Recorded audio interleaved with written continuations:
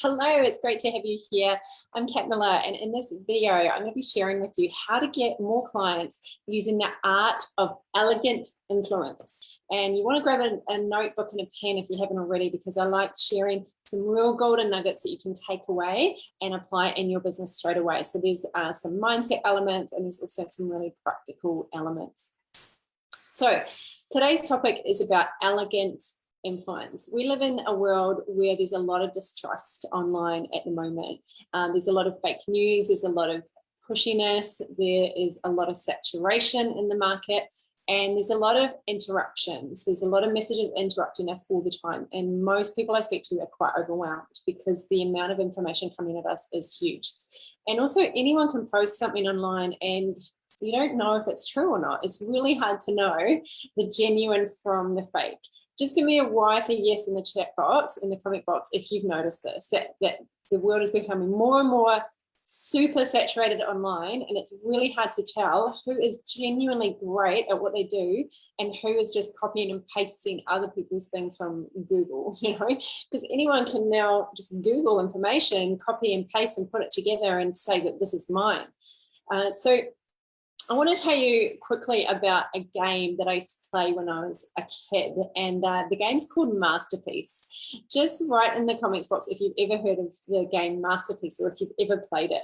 Masterpiece is a really fun game, and it's all about art. And so what happens is it's a board game. I used to play it with my family, and what you do is you take a card, which is a painting, and you piece it together with a price. So you put them together like that, and then they all get shuffled up, so you do it without looking.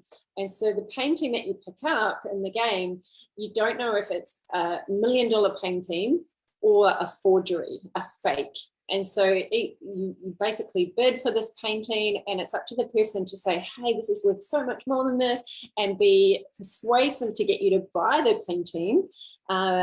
Most people bid according to their personality. So my sister Amy, she would just go and go and go, and she would just want to win that painting. And then my other sister Vicky is quite cautious. She would bow out earlier. It was really interesting how games are a reflection of life. What I learned from the game Masterpiece is what we see up front, what we see on that beautiful painting is really a front. We can have this elegant front, but it's actually what is underneath, because at the end of the game, obviously we reveal the different cards, and what looks like this beautiful painting can be a fake. And I think about that, like a forgery looks beautiful, but it didn't come from the original painter. And I think about this with content. Anyone can paint a pretty picture, anyone can put out a blog post based on just other people's IP, just pulling bits and pieces together and just jamming it in there and going, hey, I created this. And it can look really beautiful. You can have great images, you can have a beautiful website that looks great, but is there a solid foundation underneath that, or is it fake? Because we can present ourselves elegantly, we can come across as being really appealing and inviting, but is it just style, or is there substance there? And we always want to make sure that we have that strength underneath of true value, where we have created an original. We are not copying what other people do. We are being genuine, authentic. We are the author of it, and we are the one representing it to the world. So we can stand strong and firm and be really confident and have conviction about what we're sharing. Showing there's something really beautiful, and we're inviting someone to it at the core, at the foundation, because we've created it, it's original. That makes the biggest difference when it comes to influence. And so I want to share with you, how do we actually really do this? How do we use elegant influence to get more clients? And before I go into the 5 things I want to share with you tonight, I want to talk about what elegant influence is not. Elegant influence is not trying to use persuasion tactics, whether they are old school persuasion tactics or some latest thing that you've learned. It's not that. It's also not the words that you say, because anyone can say words, anyone can copy words, anyone can write words. But just because you're writing words online, it doesn't mean that it's elegant. What elegant influence is how people feel when they're listening to you. how people feel when they're watching your videos. It's about personal character. So it's not just about learning business skills. Obviously, business skills are the most crucial skills that we can have if we want to grow a profitable business. But it's also about who you're being, who you are. It's about working on yourself and not just working on acquiring skills. Just give me a why for yes in the comments if you've ever met someone who's great at business, but they don't have great people skills. And they haven't really worked on themselves. They know their stuff when it comes to business. They might be super smart. They might even be really profitable, but you think, gosh, you've really missed the beat there. You're not doing this in an authentic, genuine way. I don't feel warmth towards you. I don't feel like I want to hang out with you. I don't want to be part of your community. Just give me a why if you've ever felt that before. I definitely have. Oh, so nice to see you all here. Hi, Lauren. Hey, Carolyn. Hey, Lisa. So nice to have you here. Hey, Catherine. Hey, everyone else that's joined. So you know that feeling when you know that someone's good at business, but you think, gosh, they just don't have the personal character. I was interviewed by a lady today, and she asked me, what is one of the biggest challenges you've ever faced in your business? And I said to her, when you go from a corporate job or working with a good, consistent salary and you go to the entrepreneurial world, for me, the biggest challenge was the roller coaster, the peaks and troughs of income. It was so challenging. I didn't realize it was actually quite normal. I didn't realize that entrepreneurs, they work sometimes hundreds of hours without getting paid, right? So there's this mindset that we've got to go through where we're outputting our energy, our time, our resources, and our money, and we're not getting it back. And that is hard. That is really tough. And I've had that a lot over the years, and just really struggled with the inconsistency. And especially when money is going out and you're waiting for it to come back in. And I described it as today as like leaping off a cliff. And it's this like free fall before the parachute comes to catch you, but the free fall goes on for weeks and months, and in some cases years before you hit profit and you're really consistent with your income. So your willingness to go through that is part of, I see it as, you know, this doesn't have to happen to everyone, but it does happen to a lot of people I know. And it's almost like your initiation into the entrepreneurial world. Like, how uncomfortable are you willing to get? How much are you going to try things and fail and make mistakes and be out there publicly making mistakes and feeling like a fool when things don't work until they do work? And I love what Jim Rohn says about having an until mindset. And when I first started in business, it was one of the biggest gifts, is having that mindset that I'm not going to give up. I'm never going to give up on my dream. There's no way. And because I made that one decision, I'm not giving up on my dream to be a full-time entrepreneur, earning six figures, having the freedom, doing what I love. I've gone through hundreds and hundreds of disappointments and hardships and inconsistency of income and a lot of money going out for education before I saw even a cent of it coming back. Like, I invested thousands before I got a client, and I still, in some of the programs that I've invested in, I still didn't have clients. I still didn't know how to get clients.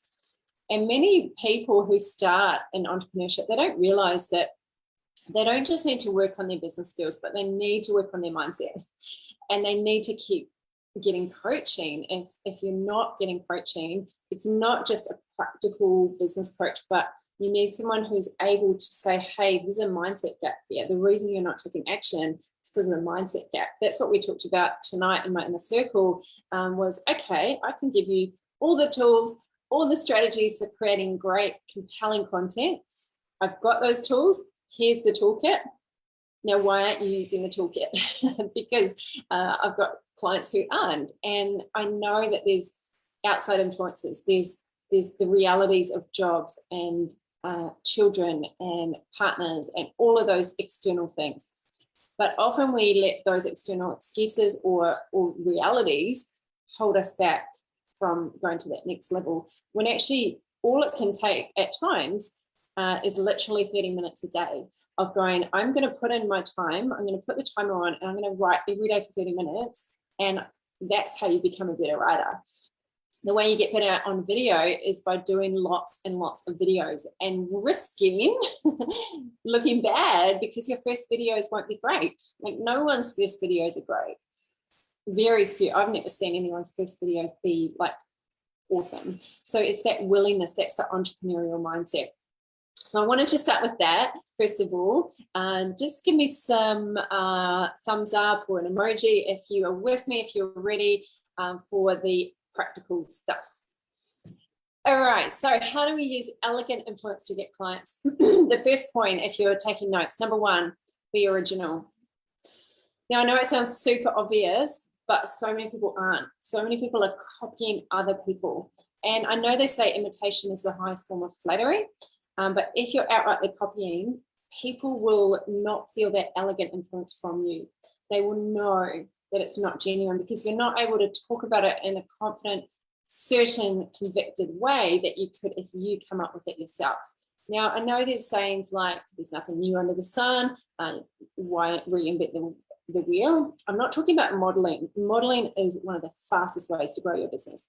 You get your, it could be your competitors, it could be 3 other businesses that are doing very similar to what you're doing, and you model them, you follow them, you watch them closely, you see what they're doing, and you take a little bit of an idea here and an idea and an idea here.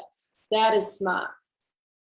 You don't have to be super crazy different or weird or out of the box. You just need to be yourself. So you can model these companies, you can get ideas from them, but when it comes to your own voice, your ideas for your original content, please come up with your own way of saying things, your own metaphors. Like, share bits and pieces of other people's for sure, but you want to be developing this message that's really unique to you. That is so powerful. It takes more time. It takes more effort. It's harder for sure, but I love doing hard things. I tell myself all the time, I love hard things. I love doing hard things. And I tell myself it all the time, and I believe it. And sometimes I'm like, oh, I love hard things. And I say it anyway, and I don't really believe it. But I've started to love hard things more and more and more, because the hardest things in my life, the things that have been the most challenging, have been the biggest growth opportunities. And the things, who agrees with me? Who's found that some of the biggest challenges you've been through have been the biggest growth opportunities? Yeah, for sure. So often, when something's hard, your competitors aren't doing it. Like, I present because a lot of people aren't willing to present, and they're not willing to learn the craft and learn the skill and practice and get really good at it. So I love doing it because a lot of my competitors aren't doing it well and aren't willing to do the time that I'm willing to do and have that work ethic behind it. So when it comes to being original, what I recommend you do is you have a cave day, or you have a cave hour, and you go in your cave, whatever that looks like. For me, it's nature, and it's walking with my phone and listening to podcasts or audiobooks, usually audiobooks. I find I get a lot more out of audiobooks. And I write ideas on my phone, and the ideas just start flowing. So when I say be original, obviously use other people to inspire you and see what they're doing, and you'll find you'll just get all these sparks of inspiration from other people, but then come up with your own way of expressing them. And when you go into your cave, maybe it's putting your earphones on for 30 minutes a day, maybe it's going to a local cafe, or just hiring a co-working desk for a day, whatever it is. You make sure that you have that blank piece of paper moment where you're just going for it, you're just pouring out, and that's when you can really come up with ideas. I recommend that you always get away from your laptop before you do it, and you try and get out in nature, out for a drive, or even I get a lot of ideas in the shower. Does anyone else get ideas in the shower, or when you're walking, when you're cooking? So don't always be consuming other people's stuff. Make sure that you also give yourself time. So often when I'm walking, I'll listen to something, but then I'll just turn it off and walk in silence and just let the ideas pour in, so you can be really original. Number 2, be professional. So many people aren't setting themselves up to win by looking professional, speaking professionally. It's not about perfectionism. There's this myth that some people have about me that I don't know, sometimes people say to me, you're always so polished, or you're always so perfect. Your hair always looks so perfect. And they think that it's a compliment. And maybe it's genuinely coming across as a compliment, but I don't think perfectionism is a compliment. I don't ever strive for perfectionism. I strive for excellence. I strive to be outstanding, and I strive to be polished and do the best job I can at communicating my value.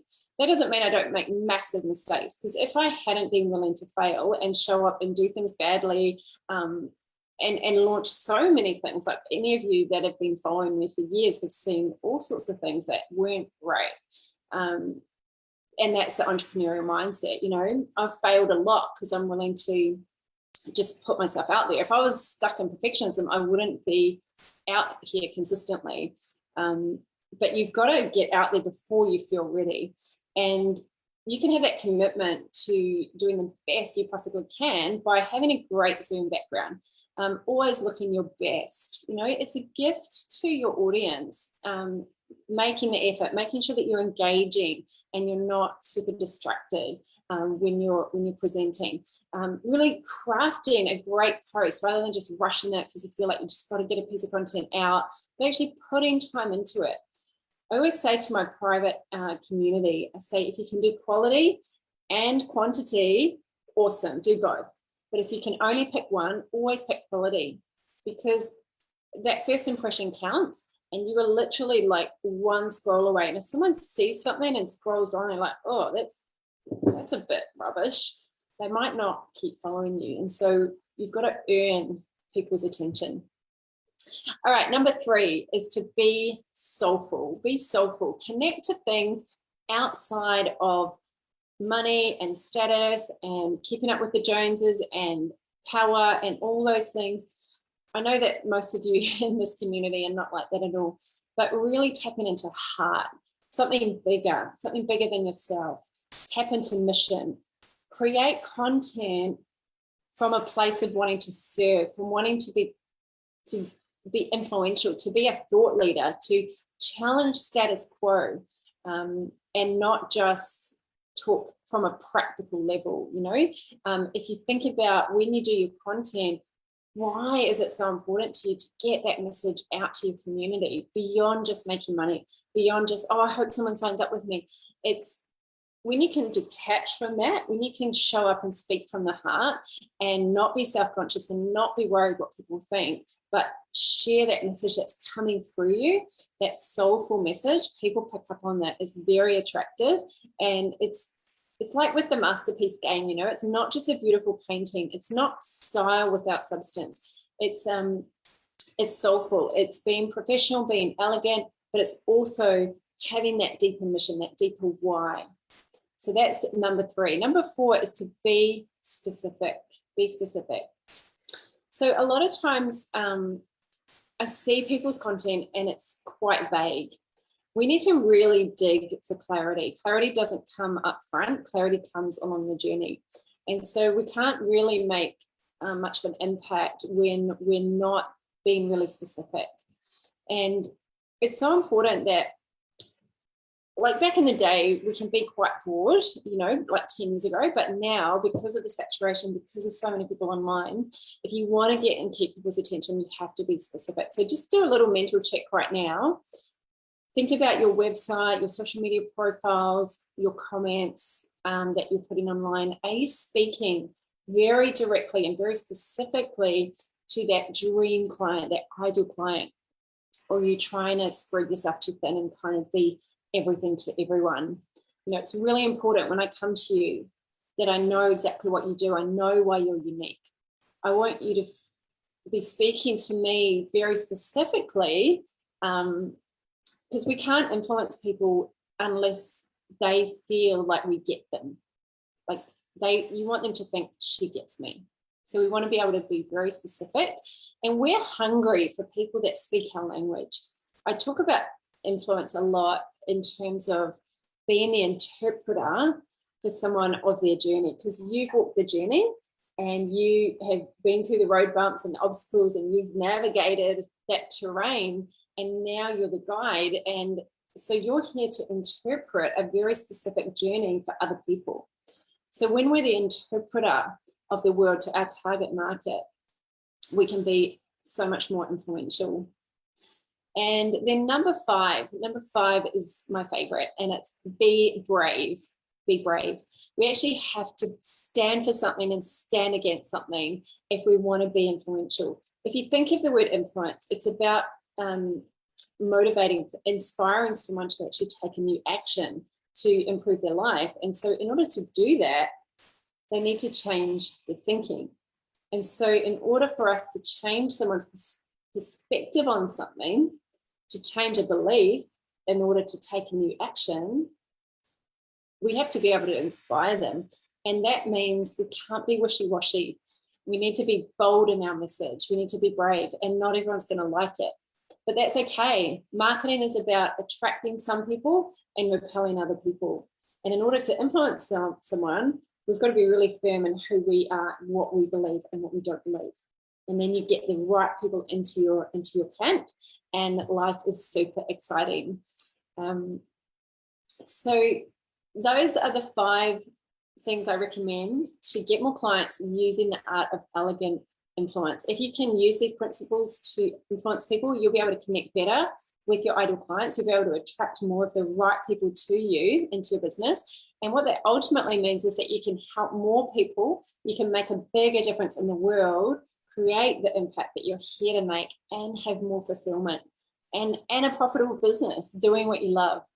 So in this session, I talked a lot about the overarching strategy, the big picture of using influence to get clients elegantly. If you'd like to dig into how to apply this in your business so you can get more clients, I'd love to have a chat with you. So if you want help doing it, just DM me on Facebook. Just send me a message. I work together with people on 8 different areas when it comes to client attraction. The 3 main ones are I help people create compelling content that converts into clients. I help people create automated marketing funnels and systems to basically leverage your time and take the heavy lifting away from you. And I help people create profitable presentations. So conversion events where people are able to sign up to your offer without you having to do a lot of one-on-one sales conversations. So if you're interested, just send me a DM on Facebook and we'll just have a chat to see if it's the right fit, and then we can always jump on a call to talk more about it. But thank you so much for being here. I'm close to being fully booked with one-on-one clients. I'm probably going to have one more space opening up next month. So jump in if you do want one-on-one. Otherwise, I've got a small group as well, which is an awesome community. So I'd love to chat with you. Just send me a message if you want to chat. Otherwise, take care, my friends. And remember, the world needs you. The world needs you. Thank you for all your beautiful comments. I really appreciate it. Talk soon. Bye for now.